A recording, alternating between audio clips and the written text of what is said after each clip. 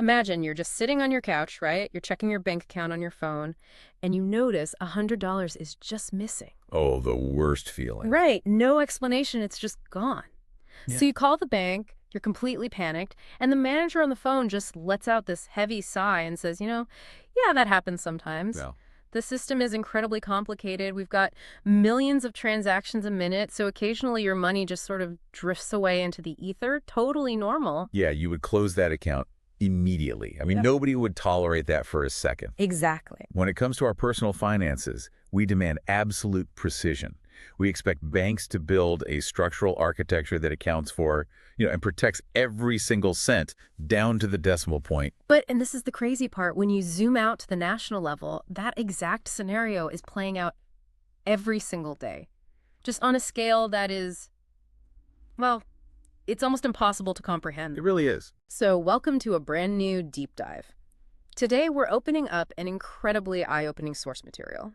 It's an April 2026 book titled The $1 Billion Leak: Why America's Healthcare System Lacks Military-Grade Accountability and How to Fix It. Quite the title. Yeah, and it's written by Rapush Durlari. He's a retired Air Vice Master Sergeant and the current CEO of Florida University of Health and Sciences, Inc.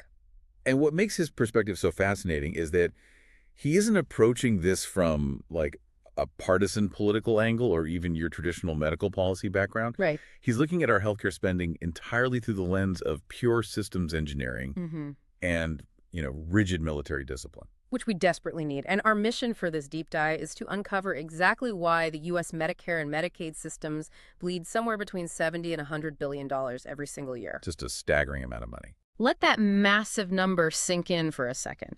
And more importantly, we're going to explore his proposed solution, looking at how applying a military-grade continuous inspection framework can actually plug this massive structural leak. Which is vital. Yeah. Because, treating $100 billion as some abstract accounting error, it completely ignores the real-world impact. Yeah. This is a structural failure. Absolutely. And for you listening right now, whether you're a taxpayer funding this massive machine or a patient trying to navigate the system, or even a healthcare professional dealing with all the red tape, the cost of this systemic drift, it directly affects you. Yeah, it hits everyone. Every dollar that leaks out of the system is a dollar that isn't being spent on better equipment or shorter wait times or expanded care in your community. Right. But before we can talk about fixing the leak, I feel like we have to understand the shape of the hole. Because when we hear that up to $100 billion is missing, our brains naturally jump to the idea that someone is stealing it. Oh, for sure. We picture this criminal mastermind sitting in a dark room, hacking the mainframe, right? Yeah, we always look for a villain. It's human nature. But the reality is far more mundane. And honestly, in a deeply frustrating way, it's much more concerning. How so? Well, Medicare and Medicaid are processing over $1 trillion a year.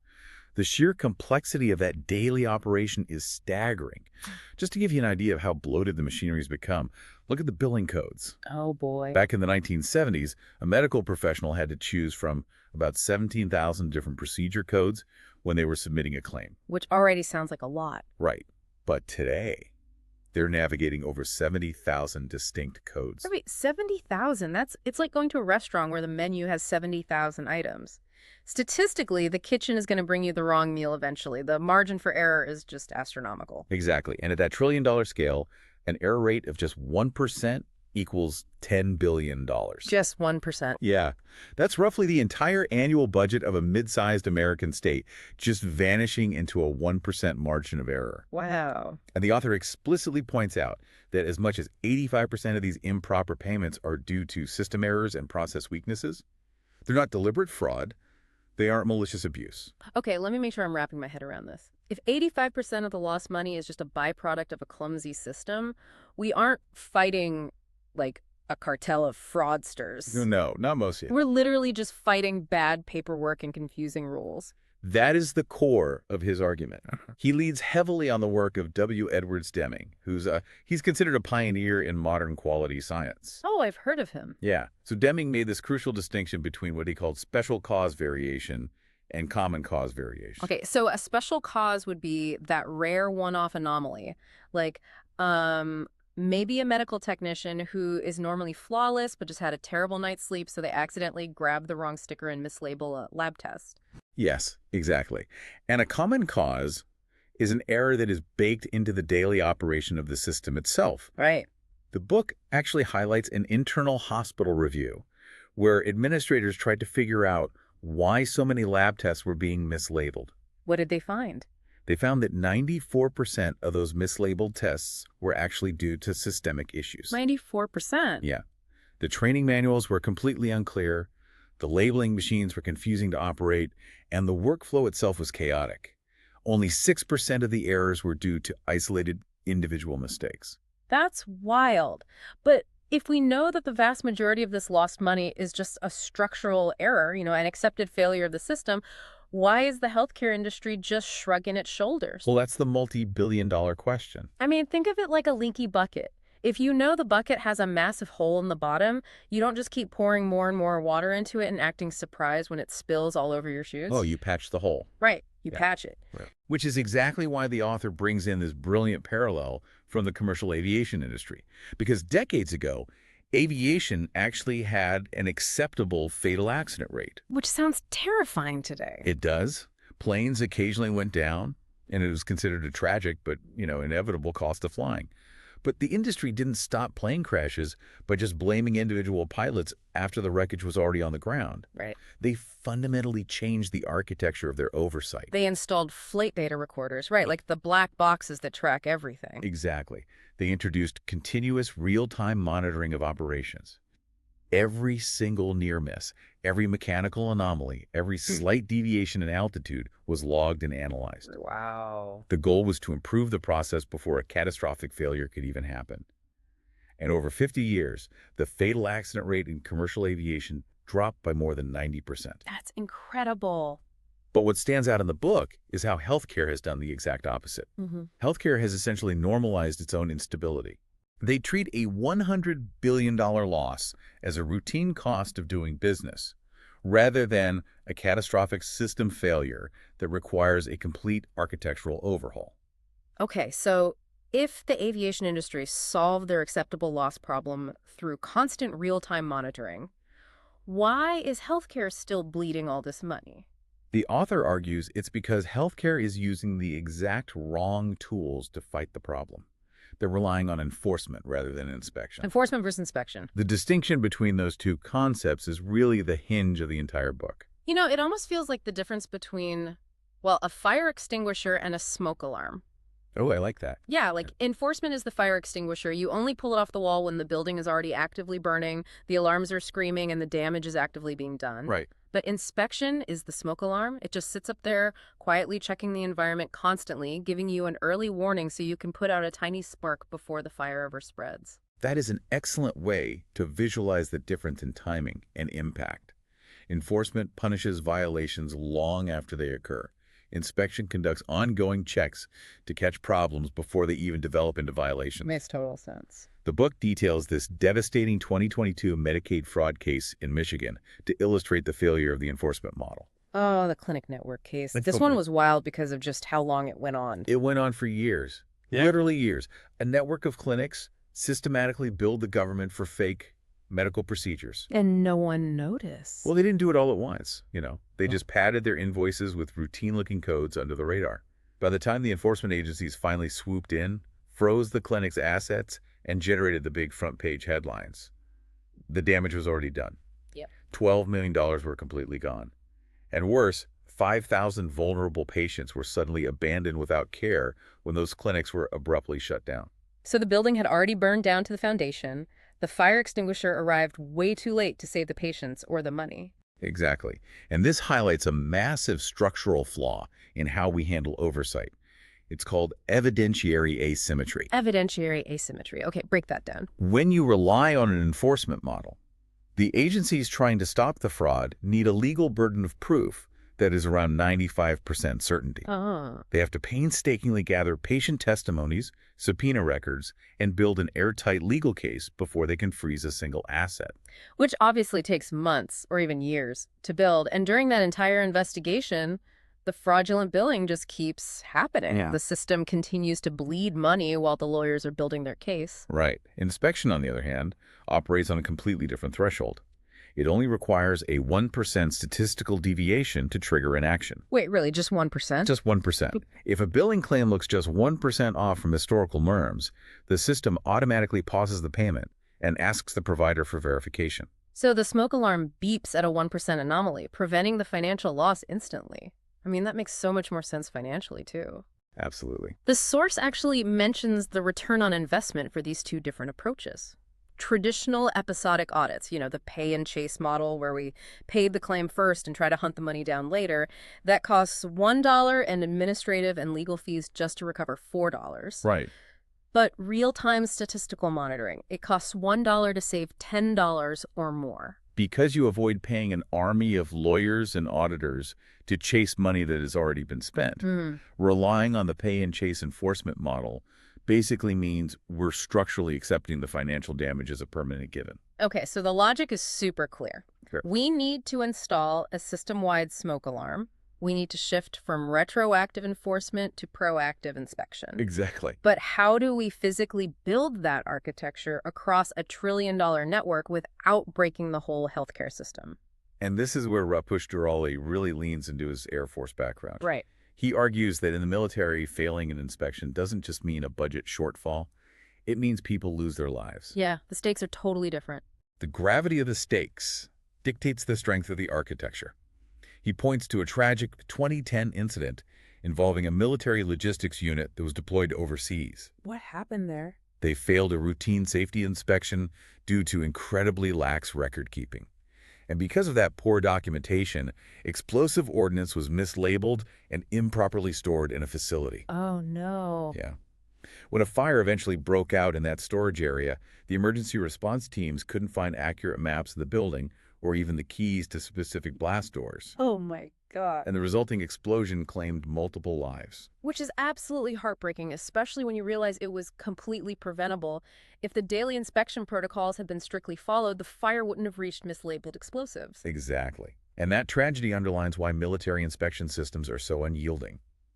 The author outlines several core features of a military-grade architecture, but the one that serves as the absolute foundation is independence. Independence. Meaning, if the people inspecting the work report to the same boss as the people doing the work, the inspection is functionally useless. You nailed it. Yeah. Consider the 2008 financial crisis as, like, the ultimate example of lacking independence. Okay, yeah. In the lead-up to the crash, many major banks actually had really robust risk committees. Sure. But those committees reported to the exact same senior executives whose massive year-end bonuses depended on the bank taking extreme, unsustainable risks. Wow. So the inspectors were directly incentivized by the people creating the danger. Precisely. A military inspector general operates outside the normal chain of command for that exact reason. Their career trajectory and budget are not controlled by the base commander they're inspecting. That makes total sense. But when we look at the healthcare accountability gap, we see a totally fragmented, dependent system.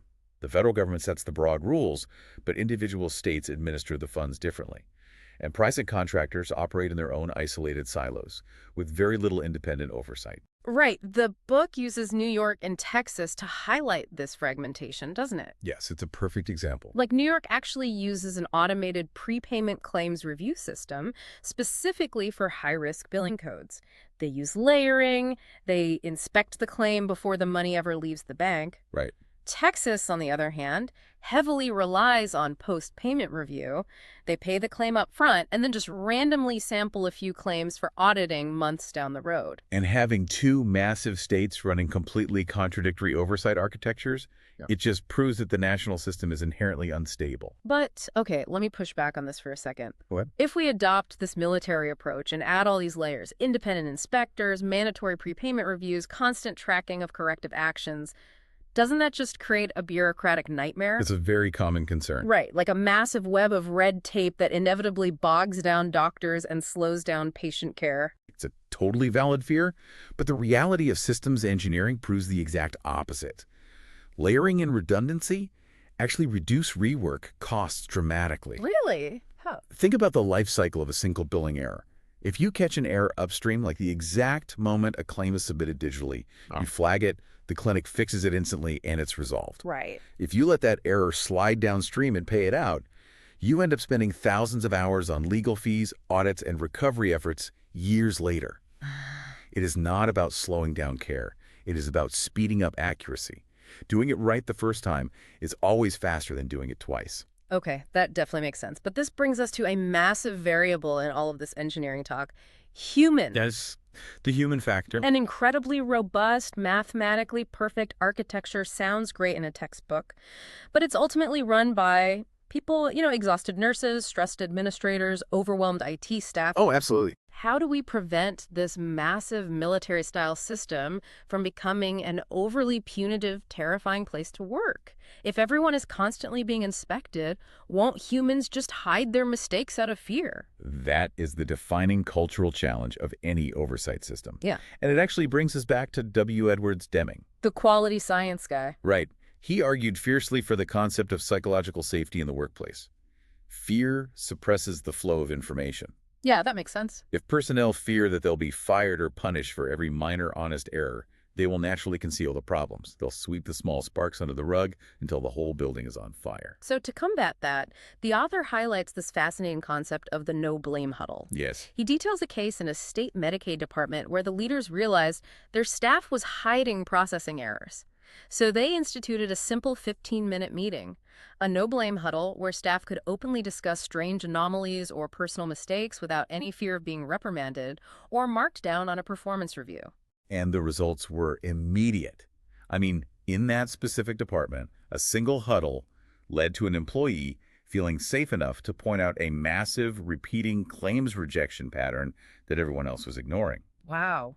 By identifying and fixing that one system error, the department dropped their total denial rates by 12% in just 30 days. That is incredible, just by creating a culture where it's safe to say, hey, I think this process is broken. Exactly. And here's where the book hits on something that anyone who has ever worked in an office will instantly recognize. We all know the pain of institutional memory. Oh, yes. It's like when the one IT person who actually knows how the legacy server works goes on a 2-week vacation and the whole office completely panics because nothing is documented. Right. In a typical office, that's a major inconvenience. But in healthcare, that lack of documentation costs millions of dollars, or it costs human lives. Exactly. The burden of knowledge in modern medicine is just staggering. The main Medicare operational manuals grew from 1,200 pages in the year 2000 to over 4,500 pages in 2020. You cannot just keep 4,500 pages of compliance rules in your head. You can't. And when that knowledge isn't preserved systematically, tragedy happens. The author actually cites a really powerful case study from the Riverside General Hospital Surgical Unit. What were they dealing with? They were dealing with terrifyingly high error rates during shift changes. And why? Because the staff was relying entirely on informal memory. Oh, man. A tired nurse ending a 12-hour shift would just verbally pass down complex medication details to the incoming nurse. Critical nuances were getting completely lost in the chaos of a busy ward. So what did they do? They took it out of their heads and put it into the system, right? Yes. They implemented strict digital handoffs and standardized checklists. Every single dosage, every single patient allergy had to be formally logged before the next shift could even take over. And the impact was profound. Their postoperative error rate dropped from 7.5% all the way down to 2%. That's a huge drop. It is. That simple act of formalizing memory saved the hospital $400,000 annually and cut patient safety incidents by 60%. Just by making sure the operational knowledge didn't walk out the door to the parking lot at the end of a shift. Exactly. The author even proposes a brand new organizational role to handle this. He calls it the continuity officer. I love this idea. Right. This would be someone whose entire job is to own the documentation. They ensure that when an experienced staff member inevitably leaves or retires, the institutional knowledge stays permanently intact within the facility. And connecting this back to the broader thesis, a punitive culture, one that punishes humans instead of fixing the broken systems they're forced to use, it creates what the author calls paper compliance. Paper compliance, like just going through the motions. Right. People just check the boxes on an audit form to avoid getting in trouble, rather than engaging in verified real-world correction. A true military-grade system is actually highly supportive of workers. When the standards are crystal clear and the knowledge is documented, you completely remove the fear of unfair blame. Okay, so you have a culture where people aren't afraid to speak up and independent inspectors ready to catch errors. But at the scale of $1 trillion, human eyes aren't enough. No, definitely not. You can't hire enough people to manually check every single claim or chart. You have to rely on math. So how does this physically work on a day-to-day basis across billions of data points? The mechanism they use is called statistical process control, or SPC. SPC. Okay, so if I'm tracking the logic here, you aren't programming the system to look for specific bad behaviors or known fraud schemes. Yeah. You're just using massive amounts of historical data to establish what a perfectly normal Tuesday looks like, and then flagging anything that mathematically deviates from that baseline. That is the essence of it. SPC establishes the center line of normal activity for any given procedure or clinic. When a claim, or a series of claims, deviates significantly from that center line, for example, if a single provider submits 8 consecutive claims that are mathematically above the statistical norm for their region, the software automatically triggers a review before the payment is ever issued. It's the 1% smoke alarm going off. Exactly. But what if the smoke alarm is just way too sensitive? You burn some toast in the kitchen and the sprinkler system floods the entire house. The book details a story about the danger of executive overreaction to data, doesn't it? It does, and it's a great cautionary tale about trusting the math over human panic. What happened? Well, a large health network was monitoring their data and noticed a small spike in weekend emergency room visits.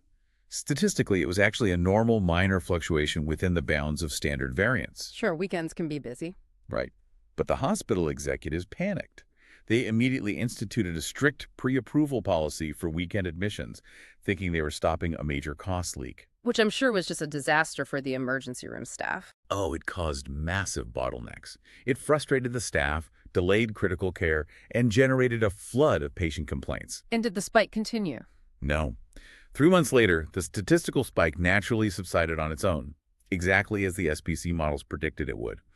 And the hospital quietly withdrew the disastrous policy. Wow. Using statistical process control prevents this kind of reactive tampering because it tells you mathematically whether a spike is a true systemic anomaly or just normal everyday variance. But to run that kind of high-level math, you need all the data to actually talk to each other. You need absolute data interoperability. Yes. And the book points out that the technology to do this already exists in other industries.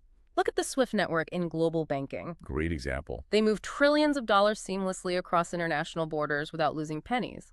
The problem in healthcare isn't a lack of technology, it's a lack of unified governance. That is the core issue right there. If provider identification numbers aren't standardized across federal agencies, state Medicaid boards, and private contractor systems, the exact same bad actor can just hop between networks. Right. A clinic that gets flagged for fraud in Ohio can just open up shop under a slightly different ID in Indiana, completely hiding in plain sight because the databases don't communicate. That's so frustrating. I keep coming back to the human element, though. How do we ensure this mathematical dragnet doesn't accidentally punish a totally innocent doctor who just happens to have an unusually busy week of complex patients? It's a fair question. Like, if their data spikes above the center line, does their funding just get frozen indefinitely? And that is the beauty of a well-designed inspection system. Statistical control doesn't presume guilt. It merely senses instability. Okay. The goal of SPC in this framework is a 12-hour automated triage. If an innocent doctor's claim gets mathematically flagged, they simply submit their routine documentation to a secure, automated portal. And 95% of the time, the claim is cleared within hours without ever delaying patient care or withholding a paycheck. It's just a quick checkpoint, not a criminal trial. And when a real problem is found, the system learns from it. The author talks about the PDSA cycle. Ah, yes. Plan, do, study, act. It is a continuous loop that turns a single flagged inspection into a permanent system-wide upgrade. Let me see if I have this right. Let's say the system flags a repeating error where doctors keep submitting the wrong billing code for a specific knee surgery. Okay. First, the administration plans a fix, maybe a software update that grays out the wrong code. Then they do a small test run in one hospital wing. They study the results for a month to see if the error rate actually dropped. And if it did, they act by rolling that software update out to the entire national network. Exactly. Which means the system gets smarter and more efficient every single day, rather than repeating the same expensive mistakes. So, to wrap all of this up for you listening, The $100 billion leak in our healthcare system isn't mostly the work of criminal masterminds pulling off grand heists. No. It's the result of an incredibly complex, fragmented system drifting without a built-in compass. We've been relying on retroactive fire extinguishers, chasing money long after it has already burned up. Yeah. But by replacing those extinguishers with proactive smoke alarms, using military-grade architecture, continuous improvement, and real-time statistical math, we can fix the leak and safeguard care for absolutely everyone. It represents a profound, necessary shift from punishing failure to actively designing for stability. It really is. And I want to leave you with one final provocative thought to chew on as we close out. I'm ready. The author meticulously details using statistical process control to catch financial and billing anomalies before a payment is ever issued. Right. But what if we took this exact same real-time military-grade data architecture and applied it to AI-driven clinical diagnostics? No. Right. Imagine a system that mathematically flags an unusual diagnosis or a risky medication pairing in real time, pausing a doctor's chart before a scalpel ever touches a patient. That would change everything. If we can use this math to save $1 billion, could we use the exact same math to save 1 million lives? That is the ultimate promise of continuous improvement. The exact same architecture that protects the national treasury can absolutely be used to protect the patient. Think about that next time you see a headline about massive healthcare spending. Thank you so much for joining us on this deep dive. Keep asking questions, keep challenging the systems around you, and we will catch you next time.